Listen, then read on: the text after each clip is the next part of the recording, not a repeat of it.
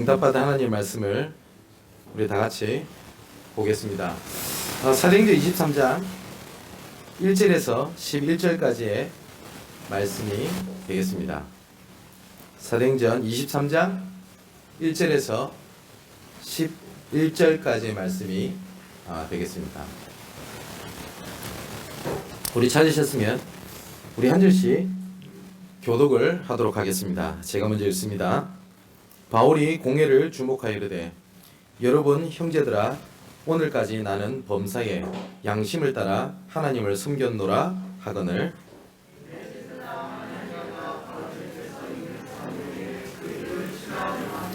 바울이 이르되 회칠한다며 하나님이 너를 치시리로다. 내가 나를 율법대로 심판한다고 앉아서 율법을 어기고 나를 치라 하느냐 하니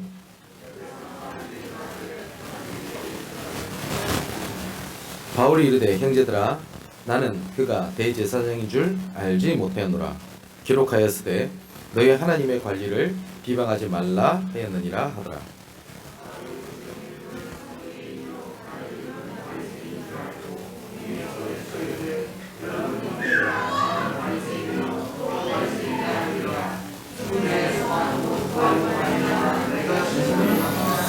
그 말을 한즉 바리새인과 사두개인 사이에 다툼이 생겨 무리가 나누어지니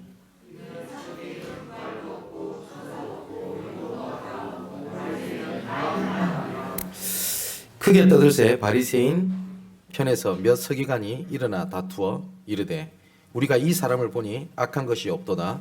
혹 영이나 혹 천사가 그에게 말하였으면 어찌하겠느냐 하여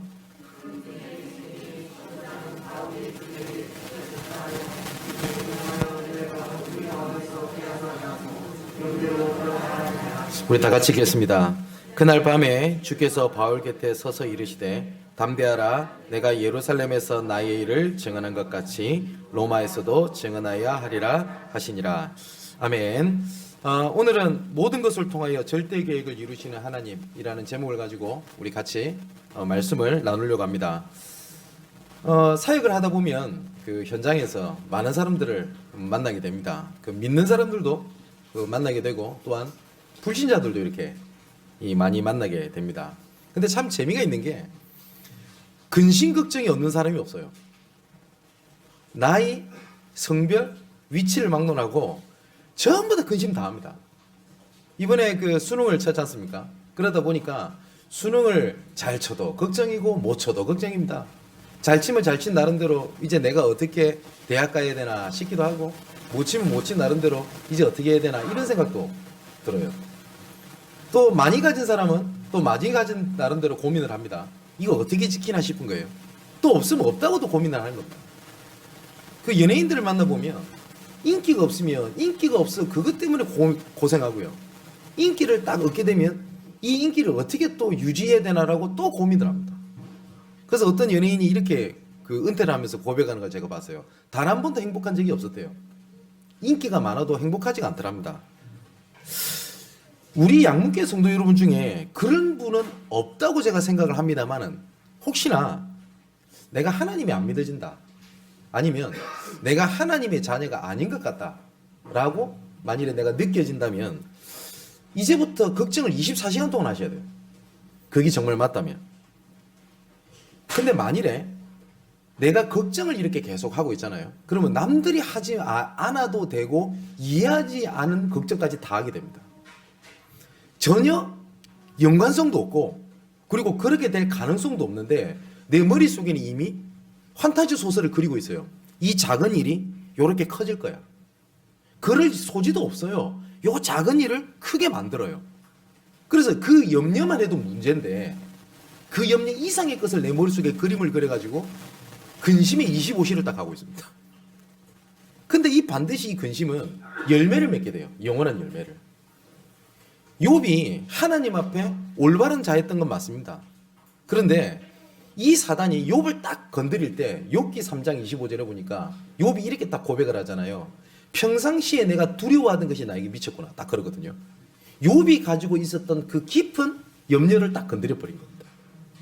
그게 사단이 하는 방법이거든요. 근데 만일에 내가 하나님의 자녀가 맞다. 하나님의 자녀가 됐다는 말은 예수께서 십자가에서 모든 문제를 대가를 다 치르셨다는 말이거든요.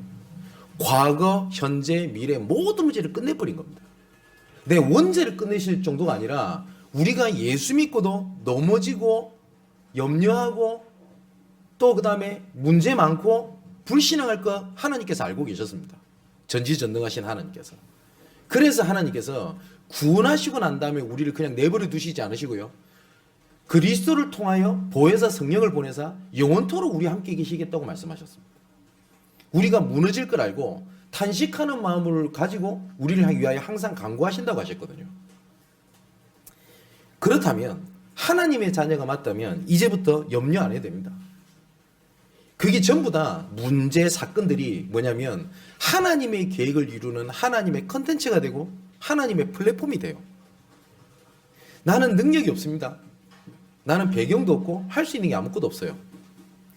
근데 내가 복음만에 들어와서 우리 후대들을 보니 그 자질구레한 그런 일들이 우리 렘넌트들에게 마음을 문을 열 수 있는 하나님의 컨텐츠 그리고 렘넌트를 모을 수 있는 하나님의 플랫폼이 돼요. 그렇지 않습니까? 근데 내가 능력이 없고 특출할 전문성이 없다라고 얘기했을 때 복음 바깥에 있으면 그게 나한테 문제를 가져다 오는 것이 되지만 하나님 계획 속에 들어가면 그게 전부 다 컨텐츠 플랫폼이 됩니다. 제가 어릴 때 가정에 대한 문제가 심했고 아버지에 대한 상처가 너무나 많았어요. 근데 이게 복음 안에 들어오게 되니까 이게 가정 문제에 빠진 사람들이 이해할 수 있는 하나님의 컨텐츠고 그 사람을 도울 수 있는 플랫폼이지 문제가 되지 않는다는 사실을 보게 된 겁니다. 그래서 하나님의 자녀가 그리스도가 모든 문제 끝냈다는 말은 아무 문제가 없다라는 말이 아니라 문제가 와도 문제가 안 된다는 사실을 알게 된 겁니다. 저도 문제가 오면 조금 떨립니다. 약간 염려되기도 합니다. 그런데 이 문제가 내 인생을 무너뜨리지 않는다는 사실을 압니다. 어쩔 때는 연약해서 그게 하나님 계획이 무엇인지도 모르고 살아갈 때가 많아요. 근데 어느 날 보니까 그게 응답으로 바뀌어 있는 겁니다. 상처가 복음 바깥에 있을 때는 반드시 그 상처 때문에 멸망의 원인이 되는데 이게 복음 안에 들어와 있으니까요. 이게 하나님의 계획을 이루는 발판이 되는 겁니다. 그리고 그것을 보게 되니까 복음 안에 있으니까요. 하나님께서 나를 위하여 무엇을 계획하고 계셨다라는 것들이 조금씩 보여지기를 시작을 해요. 그 좀 미래가 보이기 시작을 하는 거죠. 그걸 보고 복음화됐다라고 얘기해요. 이것을 현장에서 응답을 찾아내거든요. 그걸 보고 보좌화라고 얘기해요. 그래서 내가 하나님께서 이 시대를 위하여 나를 준비하셨다는 확신 속에서 살아갑니다. 그걸 보고 내가 서밋화라고 얘기를 해요. 오늘 본문의 바울도 보니까 예루살렘으로 드디어 바울이 입성을 하게 됩니다. 근데 바울이 어마어마한 그 계획을 가지고 들어가게 되거든요. 이제 내가 로마도 봐야 하리라 라고 들어갔으면 당장 로마 복음화에 문이 열려야 되는데 오히려 문제가 생겨지게 되는 겁니다. 그게 사도행전 그 21장부터 23장까지의 내용인데 예루살렘에 들어가 가지고 누구를 만나게 되냐면 빌립 집사를 만나게 되고요. 또 나중에 예루살렘 교회를 이끌고 있었던 그때 주의 종이 누구냐면 야고보입니다. 그래서 야고보를 만나게 돼요. 그래서 야고보를 만나 가지고 이제는 사역에 대한 포럼을 이렇게 나누게 되는 겁니다. 근데 유대인들이 이 예루살렘까지 와가지고 바울을 죽이려고 시기하고 난리가 났어요. 그래서 야고보가 조언을 하는 겁니다. 그래 예루살렘에 와서 이제 복음의 일을 증언해야 되니까 이제 불필요한 오해나 갈등 이런 거 없애자. 그렇게 해서 머리를 깎게 합니다. 그게 왜냐면 나시린의 서원이거든요. 그럼에도 불구하고 일주일도 되지 않아가지고 나중에 어떻게 되냐면 이 유대인들이 바울을 무너뜨리려고 하는 겁니다. 그 이유는 딱 한 가지였어요. 유대인의 성전 안에 이방인들이 함께 있는 것을 보고 바울을 죽이려고 하는 겁니다. 그러니까 이 유대인들은 이방인들을 복음을 전해야 된다는 개념 자체가 없어요. 유대인들 머릿속에 갖고 있는 함정, 틀, 올무가 뭐냐면 이것이 거의 확신으로 갖고 있는 겁니다. 이방인들은 지옥에 땔감 쓰려고 만든 존재지 구원받을 존재가 아니라고 생각을 했단 말이에요. 근데 하나님께서는 바울을 통해서 이방인 복음화에 하나님의 계획을 갖고 있었어요. 그냥 이방인이 바울과 함께 관련돼 있는 사람도 아니었어요. 근데 이 평상시에 바울이 이방인들과 함께 한다는 얘기를 듣고 모세의 율법을 폐하한다는 얘기를 듣고 이제는 어떻게 하냐? 바울을 죽이려고 하는 겁니다. 그래가지고 이게 계속 소동이 일어나게 되니까 천부장이 불러요. 도대체 이게 무슨 일이냐고. 그래서 소동이 일어나게 되니까 이것을 잠잠하게 하려고 하게 되는 겁니다. 근데 그래도 소동이 이뤄지게 되거든요. 그래서 나중에 천부장이 이런 유대인들 앞에서 왜 네가 이런 소동을 일으켰냐라고 해서 해명할 수 있는 기회를 줍니다. 그래서 바울이 여기서 자기가 그리스도를 믿고 하나님의 자녀가 됐다는 것을 이제 고백을 하게 돼요. 근데 이 그리스도는 유대인이 직접 죽인 죄인 이름이란 말이에요. 근데 그 그리스도로 말미암아 하나님의 자녀가 됐다는 얘기를 듣고 유대인들이 더 난리가 나게 된 겁니다. 그래서 이제 문제가 되니까 이제 천부장이 안 되겠다 이거. 바울 이거 분명히 문제가 있구나라고 해서 이제는 채찍질로 이제는 처벌을 하려고 할 때 그제서야 이제 바울이 뭘 꺼내게 되냐? 나는 로마 시민권자다라고 딱 나오게 된 겁니다. 근데 로마 시민권자는 체벌을 하면 안 되거든요. 그래서 안 되겠다 싶어가지고 이 바울을 사내들인 공의회에 딱 세우게 됩니다. 제사장들 앞에. 그렇게 해서 이제 제사장들 앞에서 자기가 회심 장면을 다시 고백을 이렇게 하게 돼요. 근데 여기서 또 소동이 일어나게 됩니다. 그 사내들인 공의회에 사두개인이 있고 그 바리새인이 있거든요. 오늘 본문에 나오는 얘기입니다. 똑같이 유대인인데 파가 나눠져 있었어요. 우리 바리새인은 워낙 많이 들어서 알고 계시겠죠. 그때 유대인들에게 파가 4가지가 존재했습니다. 그때 바리새인, 그리고 사두개인, 그리고 에세네파, 그리고 젤로파, 이 4가지가 있었거든요. 근데 이 사두개인들은 부활을 믿지 않아요. 근데 바울이 사내들인 공의에서 뭘 얘기를 하냐면 그리스도의 부활을 얘기하니까 바울과 상관없이 이제 바리새인과 사두개인이 싸우는 겁니다. 왜냐면 사두개인이 부활이 어디 있어? 천사가 어디 있어? 이렇게 나오게 된 거예요. 또 문제가 되니까 이제 천부장이 또 데리고 가가지고 지방 간원이었던 벨릭스 총독 앞에 가가지고 그리스도를 얘기를 하게 하는 겁니다. 그럼 보세요. 바울이 예루살렘에 올라가가지고 복음 증언하는 일이 아니라 계속 소동이 일어나지 않습니까? 근데 이 소동하는 일이 나중에 어떻게 되냐면 아그리빠를 만나게 되고 그리고 이 일이 로마로 들어가는 계기가 돼요. 그래서 오늘 본문에 보니까 하나님께서 명을 하시잖아요. 바울아 두려워하지 말라. 네가 가이사 앞에 서야겠다. 그죠? 네가 예루살렘에서 증거했던 이 복음을 로마에서도 증거하리라. 그 바울이 하나님의 언약이 여러 가지 갈등 문제가 바울을 막지를 못하게 된 겁니다. 자, 이처럼요. 바울을 통해서 하나님께서 성취하시는 것을 성경을 통해서 우리가 볼 수 있겠죠. 하나님께서 바울을 통해서 주시는 언약의 여정을 하나님이 성취시켜가는 것을 보십시오. 하나님께서 바울을 향한 절대 주권을 갖고 계셨습니다.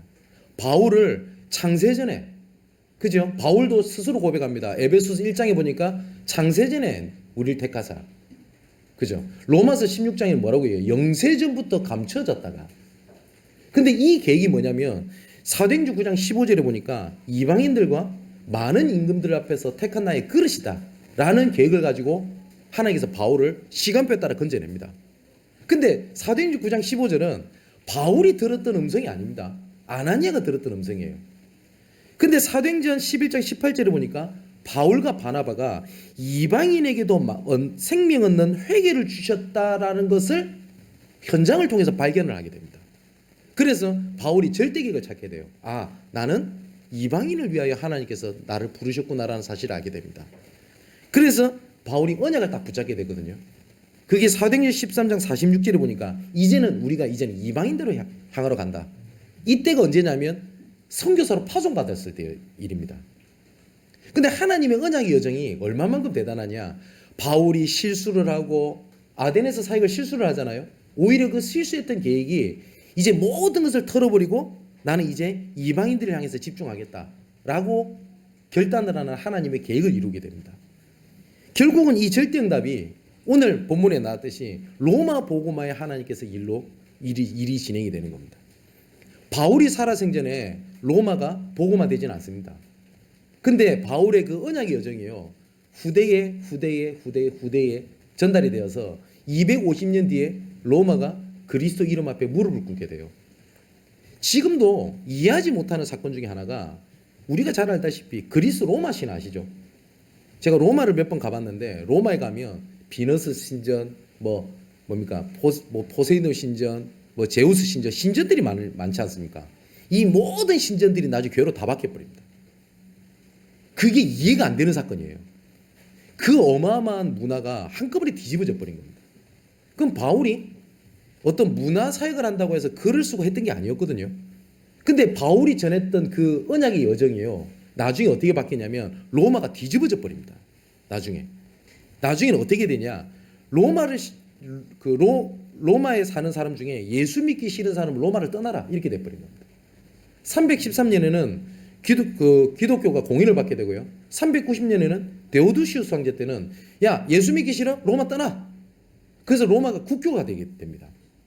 물론 이것이 나중에 복음이 쇠퇴되는 일이 벌어집니다만 어쨌든 바울이 언약의 여정이 그대로 성취가 되는 모습을 보게 됩니다. 근데 잘 보세요. 오늘 본문에 두 가지가 비교가 되잖아요. 바울과 유대인들입니다. 똑같은 유대인들이거든요. 바울도 유대인입니다. 바리새인입니다. 그리고 율법으로 흠이 없는 자라고 되어 있습니다. 그리고 베냐민 지파의 사람이었습니다. 그러면 바울과 똑같은 유대인들이 하나님을 잘 섬긴다고 하는 유대인들이 되게 많거든요. 근데 사도행전 21장 27절에서 30절에 보니까 이렇게 돼 있어요. 그 이래가 거의 참에 아시아로부터 온 유대인들이 성전에서 바울을 보고 모든 무리를 충동하여 그를 붙잡고 외치되 이스라엘 사람들아 도오라. 이 사람은 각처에서 우리 백성과 율법과 이곳을 비방하여 모든 사람을 가르치는 그 자인데 또 헬라인을 데리고 성전에 들어가서 이 거룩한 곳을 더럽혔다. 바울에게 이렇게 얘기를 합니다. 그래서 29절에 이렇게 돼 있어요. 말씀에 이는 그들이 전에 에베소 사람 드로피모가 바울과 함께 시내에 있음을 보고 바울이 그를 성전으로 데려간 줄로 생각함이라. 이방인들이 교회에 왔다라는 자체 그리고 율법을 무시한다고 생각을 했던 거였었어요. 근데 이 일이 얼마만큼 웃기냐? 30절에는 온 성이 소동하여 백성이 달려와 모여 바울을 잡아 성전 밖으로 끌고 나가니 문들이 곧 닫히더라 라고 되어 있습니다. 그러니까 똑같은 유대인인데 똑같이 교회를 다니고 똑같이 말씀을 듣는데 이런 일들이 벌어지게 되는 겁니다. 그러니까 하나님을 잘 섬긴다고 생각하는 유대인들이 있던 행동들이 있습니다. 이게요 뭐냐면 복음보다 율법이 앞서고 복음보다 신비가 앞서고 복음보다 박애가 앞서고 복음보다 복받는 거 응답받는 거 기복이 앞서고요. 또 복음보다 교회를 살려야 되겠다 시대를 살려야 되겠다기보다 내가 복을 받고 내가 응답을 받아야 돼요. 이 개인주의가 복음보다 앞서는 거예요. 뭐든지 복음보다 앞서면 반드시 사단은 그걸 가지고 건드립니다. 제가 이런 표현을 많이 드리잖아요. 응답은 절대 그리스도가 아닙니다. 근데 우리는 어떻게 생각을 하냐? 이 응답만 받으면 내가 모든 문제가 해결될 것 같은 거예요. 이 부분만 해결이 되면 나는 진짜 될 것 같거든요. 여러분, 응답은 절대 그리스도가 아니에요. 우리가 자녀를 소중히 여겨야 됩니다. 대부분 부모님들이 그렇게 갖고 계실 거예요. 내 자녀만 잘 된다면 내가 모든 것을 포기해도 좋다. 죄송하지만 내 자녀가 그리스도가 아니라니까요. 근데 우리는 그리스도보다 뭐든지 가치 있게 두는 거예요.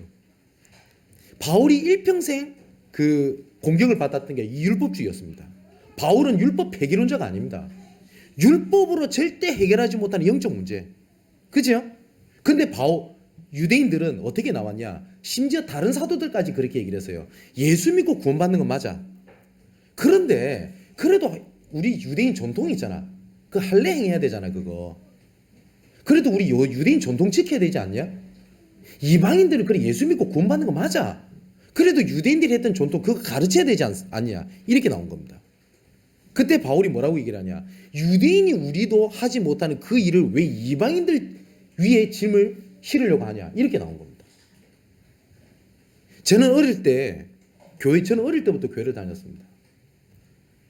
저는 어릴 때 고신교단에서 신앙생활을 했거든요. 얼마만큼 율법이 강했냐? 주일날 돈 쓰면 안 돼요. 그래서 여름에 그 전날에 간식을 사두는 겁니다, 애들. 그게 안 상할 겁니까, 그게? 그래가지고 상해가지고 전체 시중도 다 걸려버리고. 그리고 주일날 돈 쓰면 안 돼. 그래서 저는 지금도 기억하는 게 여름 성경학교 때 그때 새벽에도 했거든요. 새벽에 어디 여름 성경학교 갔다가 길거리 지나가다가 동전 하나를 주게 된 겁니다. 100원짜리 동전. 그거 어떻게 하면 돼요? 쓰면 됩니다. 그냥 제가 이 100원짜리 동전을 들고 부들부들 떨면서 파출소를 찾아갔잖아요. 이 주인 찾아달라고. 그게 왜냐? 이거 잘못 쓰면 저는 벌 받는다고 생각을 했어요. 그래 파출소에 갖다 주니까 이 경찰 아저씨가 웃으면서 그냥 네가 써도 돼 라고 웃으면서 얘기하는 거를 제가 막 소리치면서 나왔던 기억이 납니다. 저 이거 쓰면 지옥 가요 이러면서. 근데 정말 위에 어른들이 그렇게 시켰다고요. 똑같은 얘기 아닙니까? 우리가 하지 못하는 일을 왜 렘넌트들한테 짐을 씌우려고 합니까? 렘넌트들은 그러면 안 돼, 저러면 안 돼 라고 하는 게 복음보다 더 앞서는 거예요. 그죠? 예수 믿고 응답받는다, 예수 믿고 치유받는다, 맞습니다. 그런데 그게 복음보다 앞서는 거예요. 그걸 보고 신비주의라고 얘기를 합니다. 예수 믿는 사람은 누구를 도와야 됩니다, 맞습니다. 그런데 진짜 교회가 있어야 될 존재 이유가 누구를 돕기 위한 우리가 봉사단체가 아닙니다. 이 말은 봉사하지 말자는 말이 아닙니다. 그죠? 우리가 복지하지 말자는 말이 아닙니다. 복지하면서 전도하는 걸 복지전도라고 하지만 우리는 전도를 위해서 복지를 하는 겁니다. 그걸 보고 우리는 전도 복지라고 얘기를 합니다. 말 순서가 바꾼 것처럼 보이지만 우리에게 이유가, 교회가 있어야 될 이유가 뭐냐? 생명 살리는 단체입니다. 그러다 보니까 많은 사람들이 어떻게 생각을 하냐면 내가 먼저 복을 받아야 남을 돕지 않겠냐? 틀린 말은 아닙니다. 그래서 자꾸 개인주의가 되는 겁니다. 내가 좀 되면 된다고 생각을 해요. 지난주에 말씀을 봤듯이 바울이 뭐라고 얘기를 하죠? 모든 수고로움과 경제까지도 다 내어놓고 이 하나님의 나라 일을 증언하는데 내가 모든 것을 밤낮 3년 동안 복음을 전했다라고 바울이 에베소에서 말씀을 전하잖아요. 이 말은 내가 죽어도 되니 옆에 있는 사람을 살리자는 게 아닙니다. 복음은 같이 사는 거지 누가 죽고 누가 살리는 게 아니에요. 세상 경쟁은 내가 살려면 남이 죽어야 됩니다. 하지만 복음은 같이 사는 겁니다. 내가 살아야 돼, 내가 복음 전해야 돼 이러고 있는 동안에 현장이 죽어가는 것에 대한 안타까움과 어려움 같은 것들이 내 마음속에 내 현장이 없는 겁니다. 많은 사람들이 이렇게 얘기를 해요. 지난주도 말씀드렸잖아요. 그래요. 우리가 복음 전하는데 힘이 있어야 됩니다. 하나님의 나라와 하나님의 나라 일은 같이 가는 건데 나는 아직 복음 전할 때가 아니야. 나는 아직 사회 갈 때가 아니야. 나는 아직까지 나는 보호를 받아야 돼. 예, 이해됩니다. 그럴 시간표가 있겠죠. 그런데 언제까지요 그러면? 그 기준선이 어디입니까? 우리가 완전한 언약, 완전한 힘, 흔들리지 않는 상태가 주님이 재림하시는 그날까지 있을 것 같습니까? 안 됩니다. 함께 가도록 돼 있어요. 제가 지난주에 말씀드렸지 않습니까? 우리가 예수 믿는 그 순간 하나님의 자녀가 돼버린 겁니다. 신분이. 하나님의 자녀 행동을 못해도 하나님의 자녀의 신분이 바뀐 거라니까요.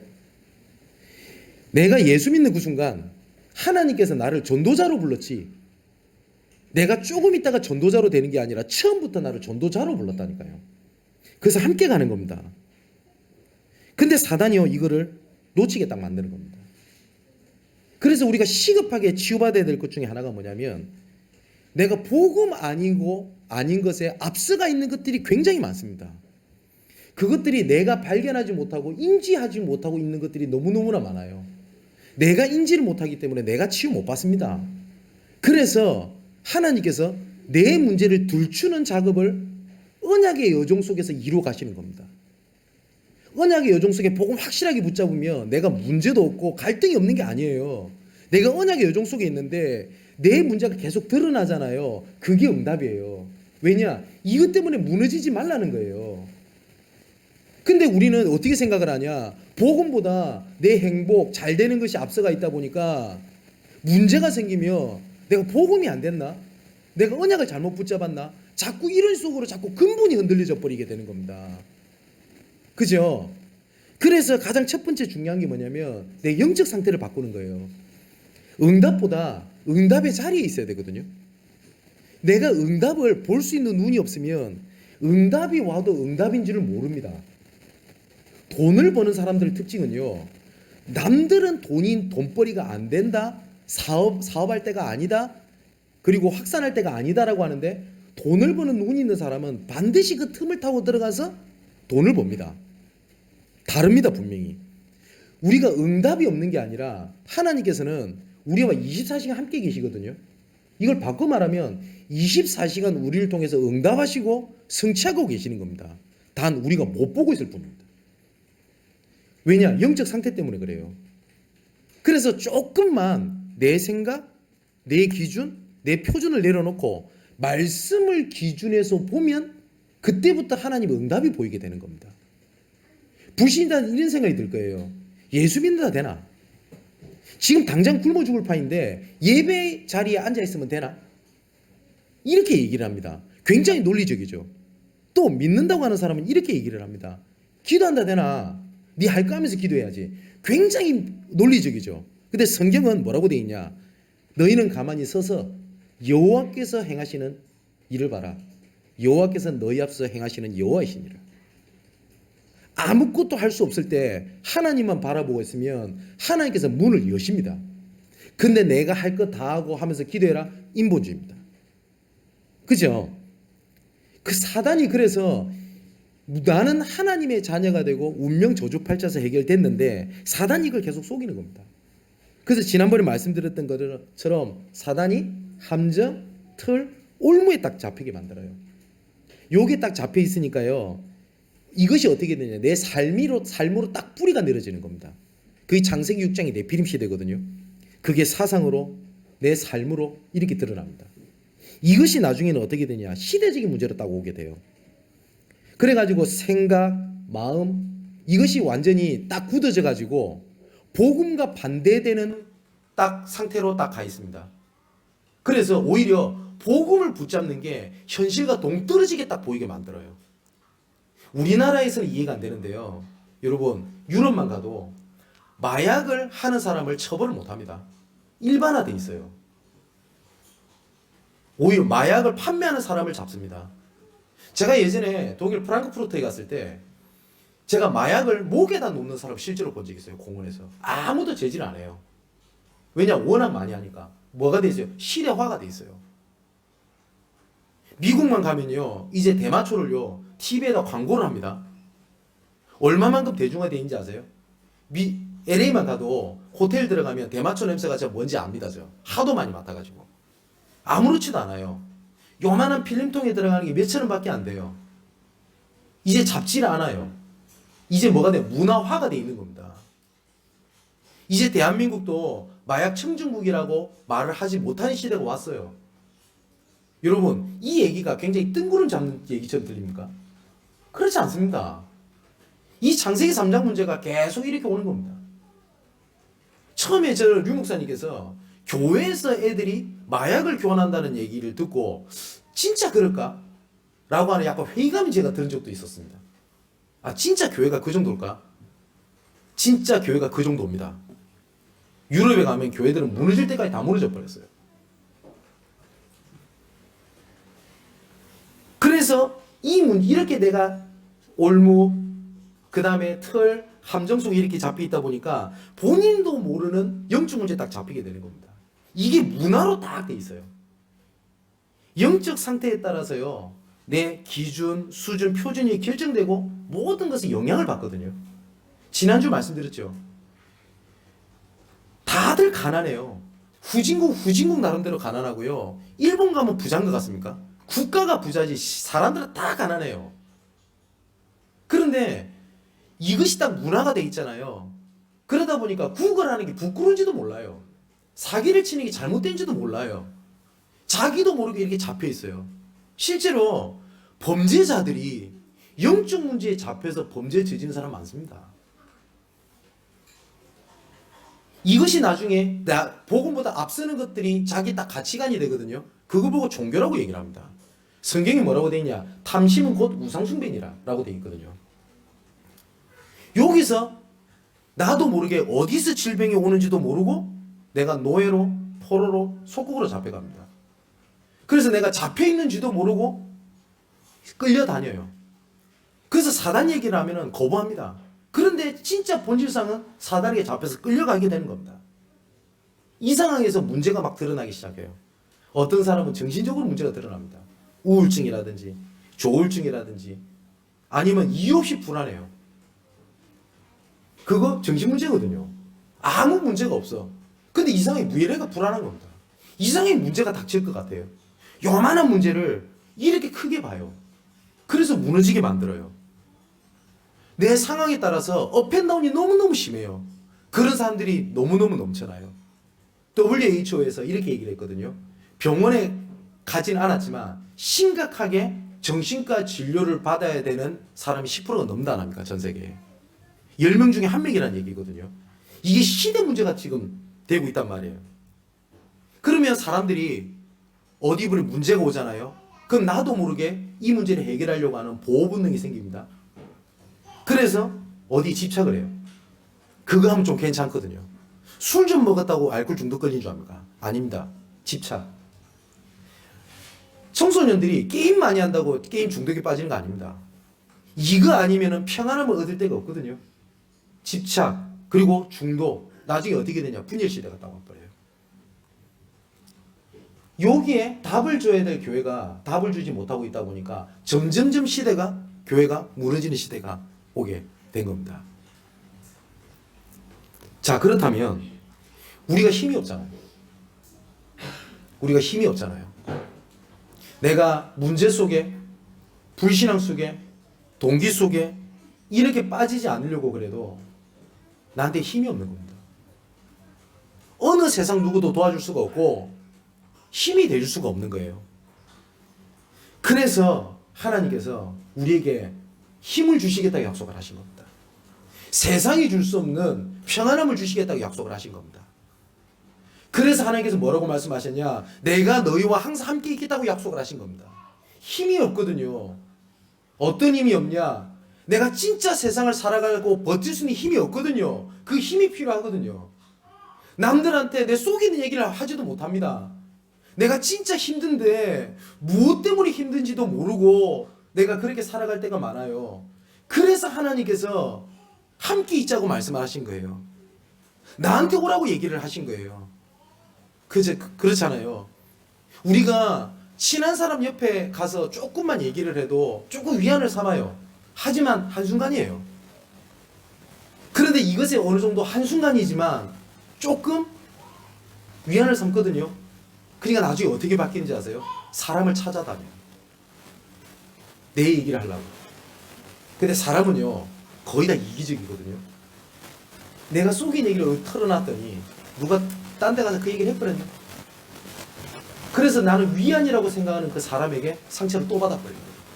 그럼 어떻게 되는지 아세요? 나는 딱 고립되는 겁니다. 하나님께서 그렇게 우리 사람의 인간관계를 준 것이 아닌데. 그래서 성경에는 뭐라고 얘기했냐? 오직 여호와를 앙망하는 자는 어떻게 된다고요? 새 힘을 얻으리니. 독수리가 날개치며 올라간 것 같을 것이요? 그죠? 제가 저번에 말씀드렸죠. 독수리는 날개를 치지 않아요.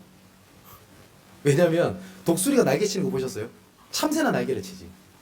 독수리는 날지 못하는 새라고 합니다. 근데 독수리가 왜 그렇게 빨리 날 수 있냐면 독수리는 기류를 탄대요. 그래서 영어 성경에 보면 독수리가 날개치다는 것이 soar라고 되어 있습니다. 기류를 타다라는 영어가 되어 있거든요. 독수리는 기류를 타지 날개짓을 자기 힘으로 날개짓을 하지 않습니다. 저는 모르겠습니다만은 이사야가 그 의미를 가지고 독수리를 언급을 했던 것 같습니다. 기류를 탄다는 말은 뭐예요? 내 힘이 아니라 기류 흐름을 따라서 움직이는 거거든요. 내 힘이 아닙니다. 하나님께서 주신 말씀의 흐름입니다. 하나님께서 나를 통해서 이끄시는 성령의 흐름입니다. 그 위에 있으라는 거예요. 그래서 우리가 그 흐름을 타야 되잖아요. 그러면 영적인 흐름이 있고 내 생각의 흐름이 있습니다. 그리고 사람이 육신의 흐름도 있어요. 그래서 사람이 바이오리듬이 무너지면 병이 생긴다고 하지 않습니까? 근데 내 영과 내 마음과 내 육신의 리듬을, 이 한꺼번의 리듬을 할 수 있는 길은 기도 외에는 없어요. 그걸 또 정시 기도 외에는 없어요. 우리 리듬이 그렇게 맞춰지거든요. 아마 그러신 분 계시죠? 아침에 꼭 6시만 되면 거의 알람을 안 맞춰도 일어나는 사람이 있습니다. 그게 리듬이 맞춰졌으면 그게 가능합니다. 근데 그 리듬 안 맞춰 있는 사람은 벨소리를 5번 연달아 울려도 그냥 자죠. 근데 익숙해지는 사람 반드시 그 시간에 눈이 뜨입니다. 근데 오히려 그 시간을 미뤄서 일어나면 오히려 더 잠을 자면 사람이 피곤함을 느껴져요. 그게 리듬이거든요. 영적인 것도 리듬이 있습니다. 사람이 계속 이렇게 영적으로 이렇게 될 수 없어요. 업앤다운이 있을 수 있어요. 근데 이거를 잔잔하게 리듬을 맞출 수 있는 길은 정시기도 외에는 없어요. 그래서 기도의 비밀을 찾아내야 되는 겁니다. 그게 정시기도입니다. 정시기도를 가지고 내 영적인 시스템, 삶의 시스템, 육신의 시스템을 갖추는 거예요. 나는 이상하게 저녁이 되면 외롭다, 문제가 된다, 갈등이 온다. 저녁 그 시간을 뭘로 만드는 거냐? 영적인 시스템을 바꾸면 돼요. 제가 예전에 반대 스케줄을 짜라, 반대 시스템을 갖추라는 말이 그 말입니다. 목사님, 저는요 주일날 예배가 잘 안 돼요. 알고 봤더니 새벽 4시까지 노네? 그럼 반대 스케줄 짜면 돼요. 일찍 자세요. 나는 이상하게 진짜 계속 갈등이 있는 것이 인간관계에 계속 문제가 있다. 그럼 인간관계를 피하는 스케줄 짜지 말고 인간관계를 승리할 수 있는 반대 스케줄 짜야 돼요. 그걸 보고 정시기도라고 얘기를 합니다. 제가 저녁이 되면 항상 기도를 하고 하는 게 버릇이 돼 있습니다. 이거는 제가 목사이기 때문에 기도하는 게 아니에요. 제가 장점이자 단점이 생각이 잡히면 몇 시간이고 그 생각을 하는 게 접니다. 이걸 반대로 말하면 그 근심 걱정이 잡히면요 밤새도록 근심하는 게 제 체질입니다. 저녁이 특히 그렇더라고요. 그래서 저녁에 스케줄을 바꾼 겁니다. 말씀을 듣고 기도한다. 그래서 쓸데없이 TV를 본다거나 아니면 누구랑 통화를 한다거나 카톡을 한다거나 그러면서 잠드는 게 아니라 하나님을 바라보고 잠드는 거다. 그겁니다. 나는 이상하게 아침에 중요하게 출근이 잘 안 된다. 계속 지각한다. 이거를요 정시기도로 스케줄을 바꾸는 겁니다. 반대 스케줄을. 이거는 사회생활 성공하고 관련돼 있어요. 문제가 오잖아요. 그때는 두 번째 어떤 기도를 하는 거냐? 집중 기도를 하는 겁니다. 어떠한 것을 집중을 하는 거냐? 문제 해결을 놓고 집중하는 것이 아니라 복음 안에 이것이 있는 것이 맞다는 것을 확인하는 집중을 하는 겁니다. 그걸 보고 갈보리 언약이라고 하고 감남선 언약이라고 하고 마가다락방 언약이라고 얘기를 합니다. 갈보리 언약은 뭐죠? 모든 문제 끝냈다라는 거예요. 그러면 감남선 언약은 뭡니까? 모든 문제가 끝났다면 이것은 문제가 아니라 하나님의 나라 일이 있다. 마가다락방 언약은 뭡니까? 이것을 성취하기 위하여 이루시기 위하여 하나님께서 반드시 성령 충만을 약속하셨어요. 그래서 사도행전 1장 14절에 보니까 오롯이 기도에 힘썼다 라고 돼 있고 사도행전 2장 42절에는 전혀 기도에 힘썼다 라고 돼 있습니다. 이 속에 있다 보면 자꾸 뭐가 생각이 날 거냐면 말씀이 계속 생각이 날 겁니다. 하나님 계획이 생각이 날 겁니다. 그걸 보고 24시라고 합니다. 하나님과 함께 하는 거죠. 그래서 내가 혼자 살아남을 수 있는 비밀이 그때부터 나옵니다. 나의 기도가 나와요. 그리고 혼자 살아남을 수 있는 비밀이 있어요. 그게 나의 스케줄이 나와요. 그렇다 보면 내가 하나님을 바라보는 나만의 스케줄이 딱 나오잖아요. 그럼 그때부터 현장을 보는 눈이 달라져 버립니다. 진짜 하나님의 계획이 뭔지가 보여요. 반대로 하나님의 응답이 뭐가 있는지 딱 보입니다. 오늘 본문에도 보니까 예루살렘으로 올라갔는데 바울이 계속 문제 사건이 터지지 않습니까? 이 일이 역발상으로 보면 뭐죠? 로마로 들어가는 지름길이었어요. 문제가 막 예루살렘에서 제자를 만나고 막 그런 문들이 열려야 될 거 아닙니까? 갈등이 계속 왔다니까요. 그때 하나님께서 사도행전 23장 11절에 예루살렘에서 증거했던 것처럼 네가 로마에서도 증거해야 하리라. 하나님 계획을 보게 되는 겁니다. 이때 남들이 보지 못하는 것을 보게 됩니다. 그게 네 번째 25시입니다. 이것이 영원한 응답으로 오게 되거든요. 이걸 보고 우리가 기도라고 얘기를 합니다. 사랑하는 성도 여러분, 저는 부끄럽지도 않고 당당하게 말할 수 있는 게 저는 방위 출신입니다. 그래서 저는 군사훈련을 보통 6주 받는데 저는 4주를 훈련 받습니다. 왜 4주냐? 방위들은요 총검수를 배우지 않습니다. 그래서 저는 총에 앞에 칼이 달려있는 걸 본 적이 없습니다. 제가. 두 번째, 수류탄을 지급을 안 해줍니다. 훈련을 받을 때. 그래서 모형 수류탄을 가지고 훈련을 하거든요. 그래서 어떻게 하냐? 자세까지 다 배우고 난 다음에 모형 수류탄 던지고 난 다음에 자기 입으로 뻥 해야 됩니다. 그게 단기사병의 현실입니다. 근데 제가 이거 수류탄을 받고 훈련을 받을 때 어떤 생각이 들었냐면 이게 무게랑 똑같아요. 일반 수류탄이랑. 이 무겁더라고요. 이게 생각보다. 그래서 어떤 생각이 들었냐면 야 이거 잘못 던지면 딴 데 던져지겠다 이 생각이 들어요. 그러면서 어떤 생각이 들었냐면 이게 안 터져도요. 제 앞에 있는 적군이 있잖아요. 그대로 머리를 맞춰버리면 죽겠다 싶은 거예요. 수류탄이 그리 두껍습니다. 그리고 무겁습니다. 그런데 그때 이 생각이 들었어요.